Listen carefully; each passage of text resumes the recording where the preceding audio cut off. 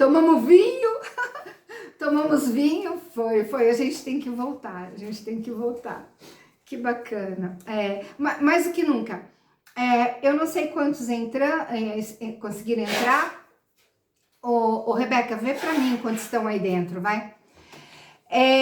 Mas na verdade, 16, a gente tem um total de 30 e poucos. 37. O Guilherme eu não conheço, deixa eu ver. Eu conheço, mas eu não dei aula pro Guilherme ainda. Eu conheço dele andar com a Rebeca, né? Então, a Oikos, gente, a Oikos é uma ONG, deixa eu ir apresentando para vocês que estão aqui, e nós somos um grupo de profissionais, alguns deles vão participar desse curso, profissionais em várias áreas. Pessoal, vamos fechar o microfone agora, né? E a hora que a gente, vocês forem falar, e vocês abrem o microfone, mais fácil. Então, voltando a falar da Oikos, eu vou colocar no grupo algumas informações da Oikos, o que ela é, né, e o que ela faz. Ela é uma ONG e nós entendemos que a única forma que nós podemos colaborar numa melhora social é através da educação. Então, a Oikos, ela tem vários cursos educativos.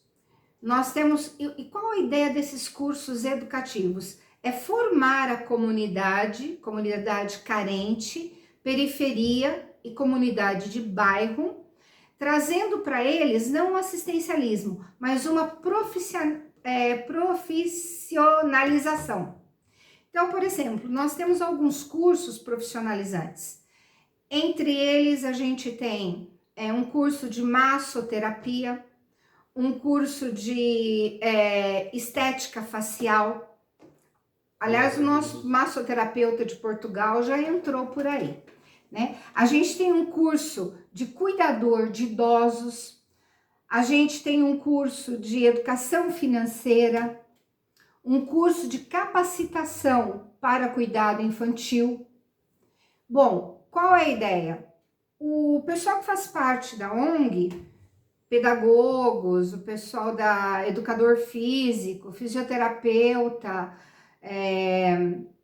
no meu caso, mais a área da alimentação também, teóloga, todos nós desenvolvemos a nossa apostila, o nosso material para a gente dar as aulas. E a gente vem fazendo esses balão de ensaio para as comunidades carentes, né? Principalmente no meu caso, que pesquiso meio ambiente, a gente trabalha muito essa questão de agricultura familiar, horta caseira, tratamento e ensinar a pessoa a mexer com resíduo, minhoqueiro, para a horta orgânica e caseira. Então, esses cursos eles vão ser oferecidos para o grupo. E dependendo de onde você acha que você tem uma aptidão, um chamado, você pode fazer o curso. Como a pessoa conhecida do grupo sou eu, em função de ter sido professora da maior parte de quem compõe a Oikos, eu iniciei o primeiro grupo. Mas paralelo com o nosso, tipo daqui 3 semanas começam novos cursos. Por isso eu pedi que o outro grupo não se desfizesse, porque a gente vai usar aquele grupo como mídia, tá?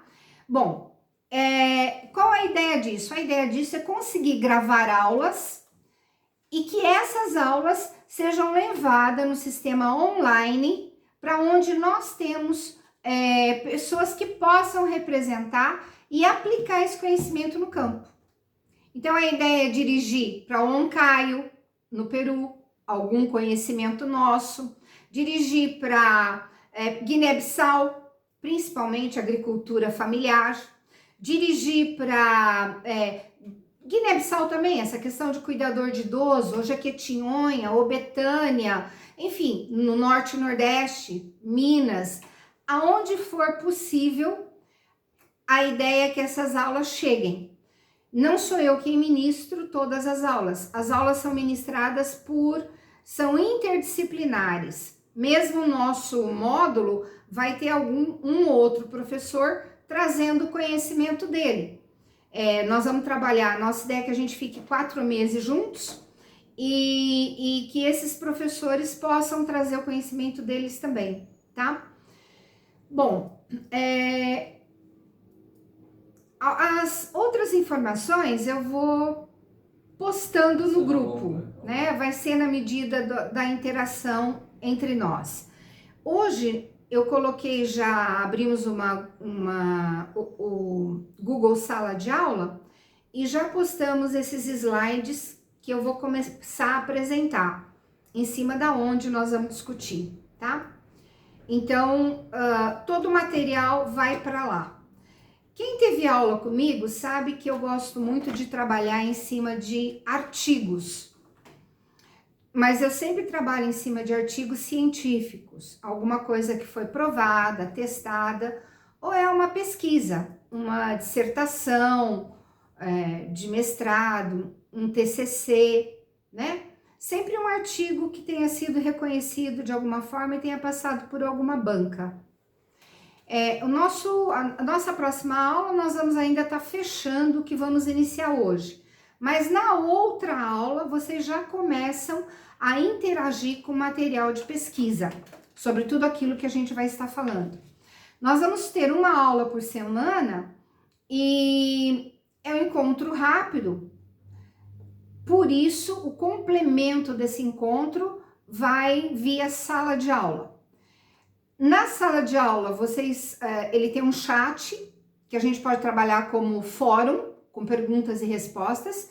Por exemplo, eu posso postar um artigo que você vá sentir dificuldade na leitura do artigo, né? Principalmente quando eu for discutir algum tema, como nós vamos apresentar, uma fonte documentária de como a Bíblia foi elaborada. Então, a fonte documentária, ela tem vários participantes na elaboração desse documento. Então, existem artigos científicos para estudar a elaboração desse documento. Eu vou postar. Você vai ler, não vai entender, ou vai entender e vai querer confirmar o teu entendimento. Então, qual a ideia? Que você coloque no grupo, pessoal, eu entendi correto? E vocês interajam entre vocês no Google Sala de Aula ou mesmo no chat. Não, desculpa, no WhatsApp, porque agora o WhatsApp é de vocês, é do grupo, tá? Eu preferia que isso ficasse na sala de aula, que eu acho melhor, porque às vezes pode ser que a gente tenha que trocar alguma ideia e use o WhatsApp, mas nós vamos, na medida do possível, entendendo como isso vai ser, né?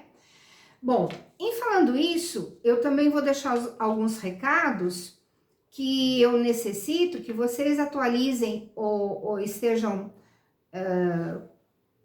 com as informações corretas, né? Nós tivemos algum problema de e-mail, não está correto, algum telefone não está correto, para que a gente possa ter essa facilidade na nossa interlocução. Então, um de nós da Oikos vai entrar em contato para pedir para você atualizar o teu telefone e alguma outra documentação.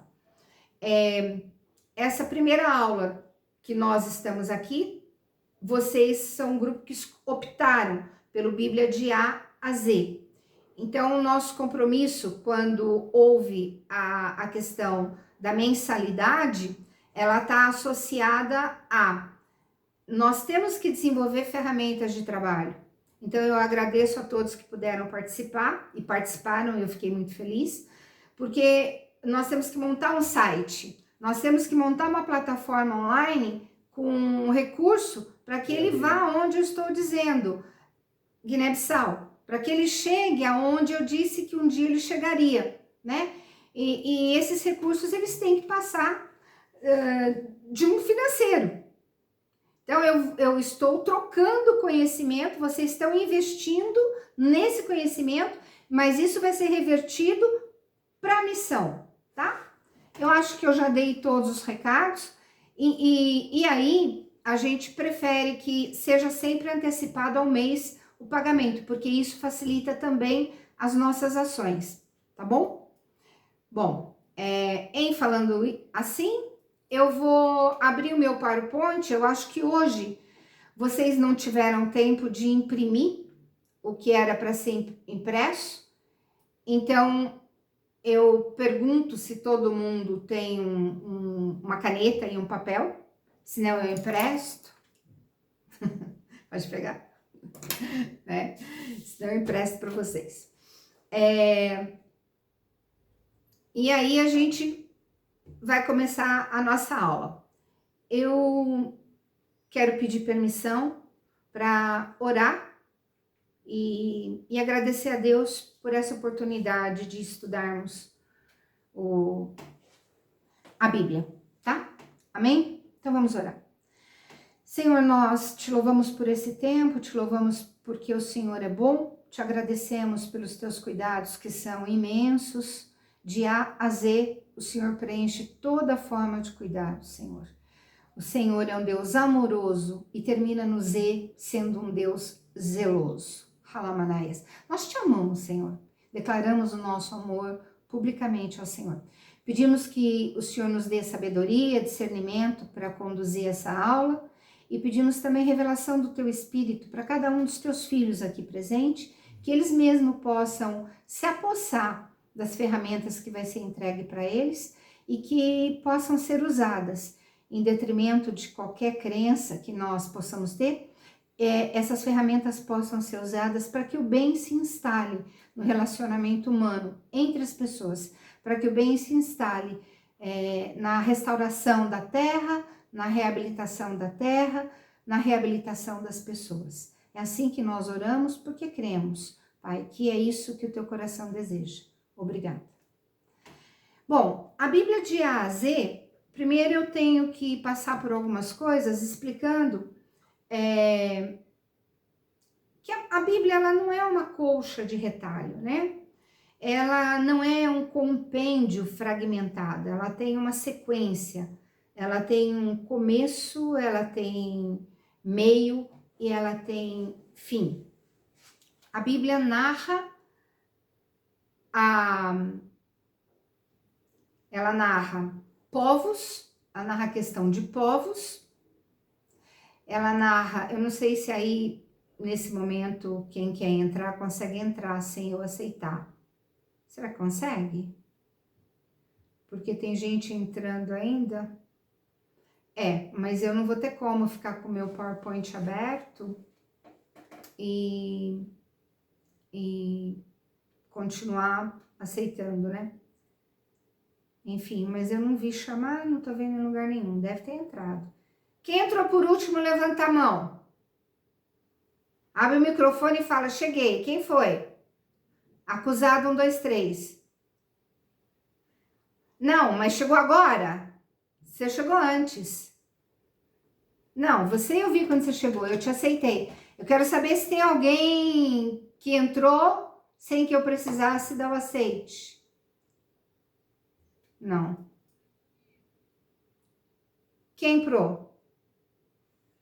Não, você já estava aí, Ivana. Você já estava aí, já. Você está desde o começo.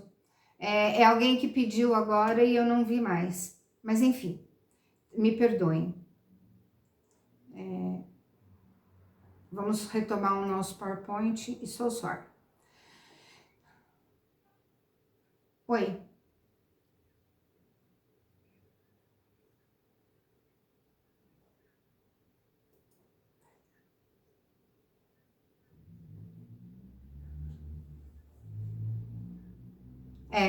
Então, é por isso, eu não a vejo aqui pedindo nesse momento. Não. Só escutei ele pedir, mas a gente pode dar um jeito, pôr aquela outra tela do outro computador aqui, e aí eu vou aceitando na outra tela e trabalho com vocês aqui. Verônica, manda um WhatsApp para ela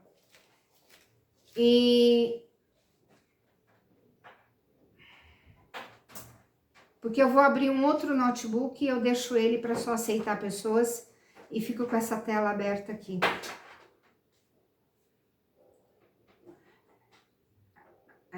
Tá ok. Então vamos continuar.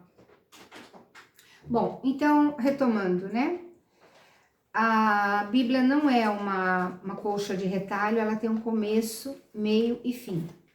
Mas o que acontece é que, como são textos muito antigos, né? Essa narrativa da história bíblica, ela tem um propósito, um porquê de ser, né? Então a gente entende que ela vai falar de um assunto que para nós é muito importante, que a gente chama de redenção. A gente chama de redenção, de reconciliação, tem vários nomes, né? Então, os textos bíblicos, eles são uma obra contínua, para que nessa continuidade, o propósito que está no coração de Deus seja instalado na terra, tá? E como é que isso é feito? Na verdade, a gente fala, é uma obra contínua de Deus para a instalação do reino dele na terra. A gente chama isso de obra redentora, porque todas as coisas caminham para essa reconciliação. Então, a jornada bíblica é um caminho que você toma quando você começa a estudar a Escritura. Tá? Você começa a estudar a Escritura, você toma um caminho. São histórias contínuas. Eu olho para trás, mas eu também olho para frente. E a ideia nossa nesse curso é compartilhar da nossa visão, eu como professora, como eu enxergo a maneira como Deus está agindo no mundo. Então, a proposta do curso é compartilhar com vocês a visão que nós temos de como Deus age no mundo, tá? Bom, ele age moldando a história, tanto no tempo que ficou atrás, como nesse tempo que vem vindo para frente. E qual a proposta? Instalação de um reino, tá? Para que eu preciso saber disso? Para entender qual o meu lugar na história. Que lugar eu ocupo na história.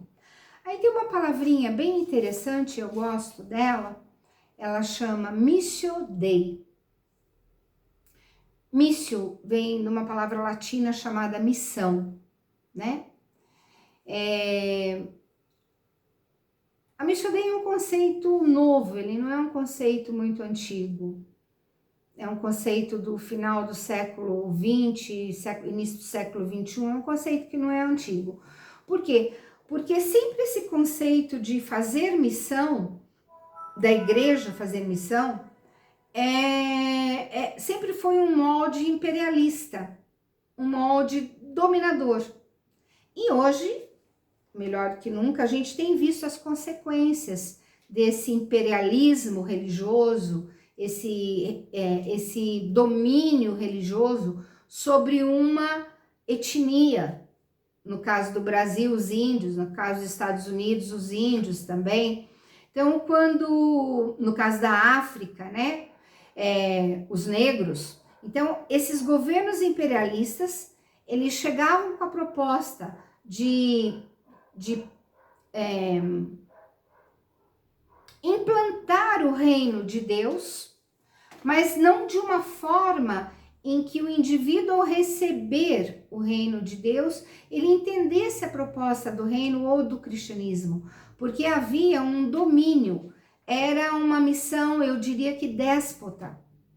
Existe um seriado na Globo, bem antigo, eu não sei se vocês assistiram, As Muralhas. Ele é bem antigo, tem um pessoal da minha, tem que ser, o Francisco falou que sim, né? As Muralhas, ele vai retratar muito bem isso. Nós estamos na época do século XVI, os bandeirantes, né, na cidade de Santos, na cidade de São Paulo, desbravando as matas e caçando literalmente os índios. Ainda não, os negros da África não haviam chegado ainda, não haviam sido trazidos para o Brasil. Então, a gente tem os índios sendo caçados literalmente pelos brancos, portugueses brancos e pelos bandeirantes, para serem forçados a trabalhar na roça, no plantio e no cultivo de uma agropecuária, para que se mandasse grãos, além de todo o extrativismo das pedras preciosas, para a coroa de Portugal, que na verdade acaba sendo a coroa da Espanha. Então é sobre esse domínio, sobre esse imperialismo que eu estou dizendo que o cristianismo adentrou em toda a América do Sul. E aí nós nos referimos à Bolívia, ao Paraguai, nós nos referimos ao Peru, nós nos referimos à Venezuela, nós nos referimos a um tipo de religiosidade que, em detrimento do que aquelas tribos quechuas, ou tribos maia, ou os nossos índios, tupiniquins, guaranis, pataxós, toda a diversidade indígena brasileira pudesse reagir, porque eles não estavam preparados para esse confronto de agressividade. E isso tudo foi em prol de um cristianismo. Mas quem trouxe esse verdadeiro, essa missão déspota, não estamos falando de jesuítas ou dos primeiros protestantes holandeses que vieram para o Brasil e para a América do Sul, não estamos falando dos espanhóis também ali nos países de fala hispana aqui da América do Sul. Nós estamos falando da visão. A visão de quem veio era uma visão de extrativismo. Eles vieram por conta de novas colônias. Eles vieram por conta em busca de riqueza. E junto com eles, pegou carona dentro da caravana meia dúzia de padres, meia dúzia de missionários. Mas se quem domina é um governo com uma intenção de levar a riqueza daquela nação, como foi feito na Índia, quando ela foi colonizada pela Inglaterra, ou como foi feito por Camarões, quando foi colonizado pela França, sempre o interesse é mercantil. Hoje a gente tem outra palavra para isso, né? Mas naquela época era a época do mercantilismo, das grandes navegações. Então, esse tipo de missão não é a proposta dessa palavra que eu trouxe, Missio Dei. Missio Dei significa a missão de Deus. E diferente da missão que nós costumeiramente conhecemos, a missão de Gunnar Ving, a missão dos batistas, dos Anabatista, a missão da igreja dos jesuítas, enfim, essa não é o Missio Dei. O Missio Dei, ele tem uma proposta.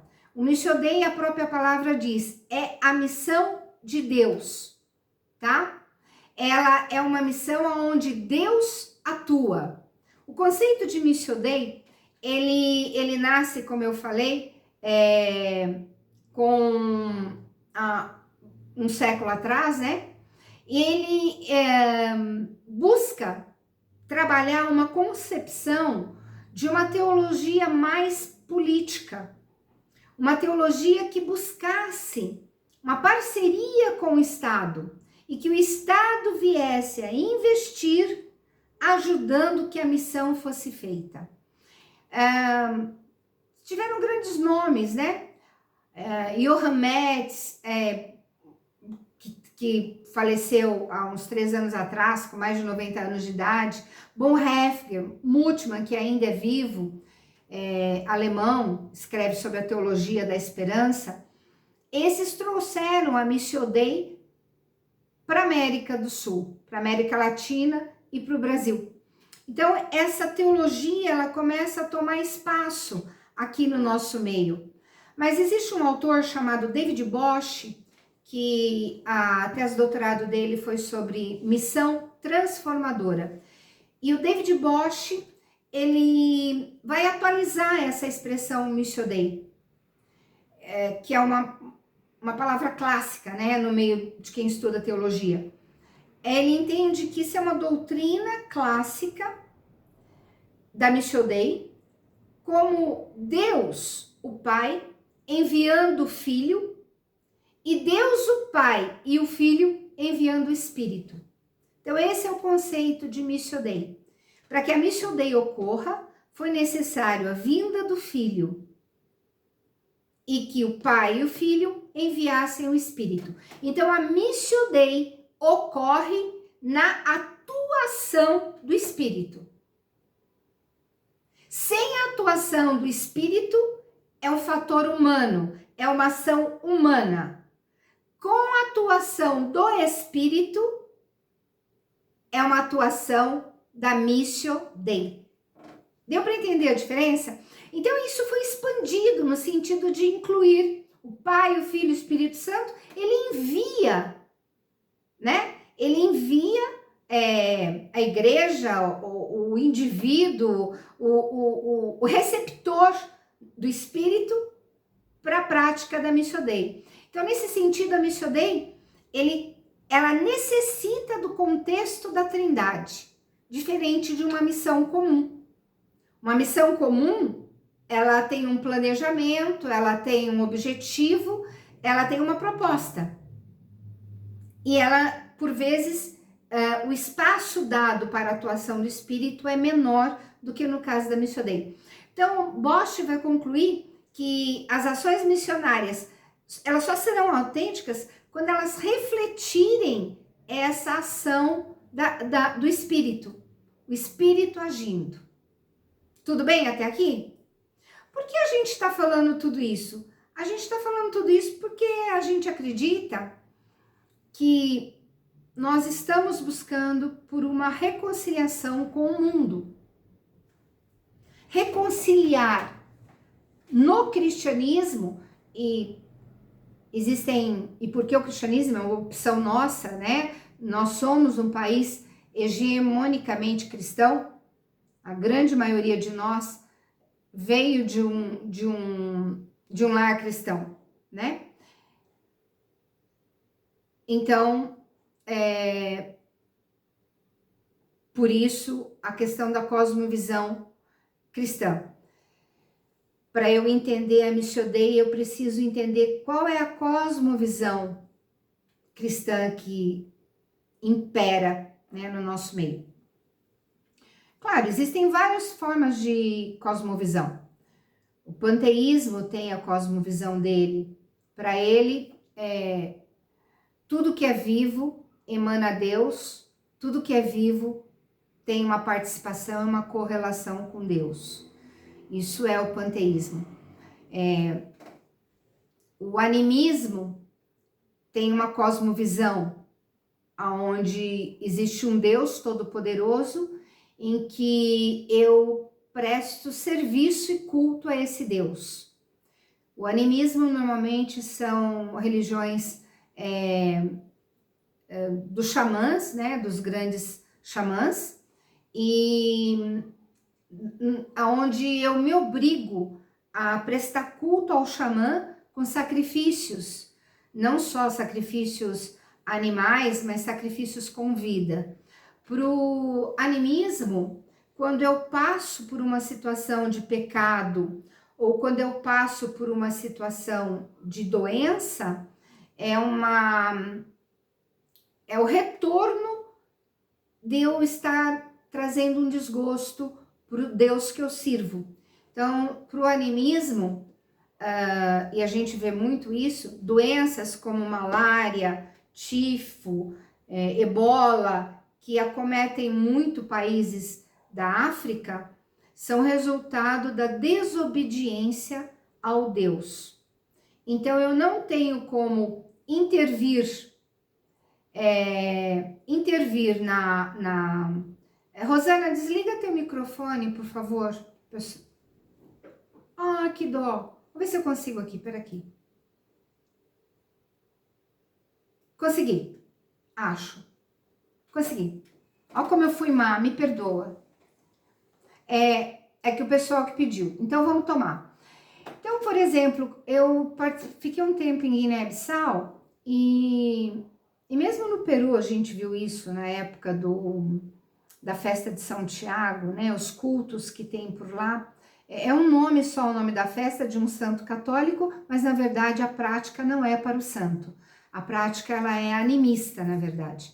Então, no animismo, toda doença comedida, como agora o coronavírus, é um resultado da maldade do ser humano. E Deus está nos castigando e Deus está pesando a mão. Então, eu não vou intervir. Não vou intervir. É como as classes, né? As castas brâmicas, as classes da cultura do hinduísmo na Índia. Também é da mesma forma, é um reflexo de Deus na tua vida. Se tudo estiver bem, você é obediente a Deus. E também nós temos no meio do cristianismo, no viés dos protestantes, eu não vejo isso entre a igreja católica, mas no viés do protestante eu vejo muito leituras erradas sobre doenças sendo lidas como maldição. Então, isso é uma herança, uma maldição hereditária. Isso é uma má interpretação do texto bíblico, tá, gente? Deixa eu já explicar aqui para não dar confusão, que pode ser que na próxima aula alguém não goste do que eu coloquei, então não vai sem conhecimento embora. Maldição. Vamos, por favor, rapidinho, se alguém puder abrir para mim, Deuteronômio 27. Vocês estão sem Bíblia, né? Vocês acharam que será aula do quê?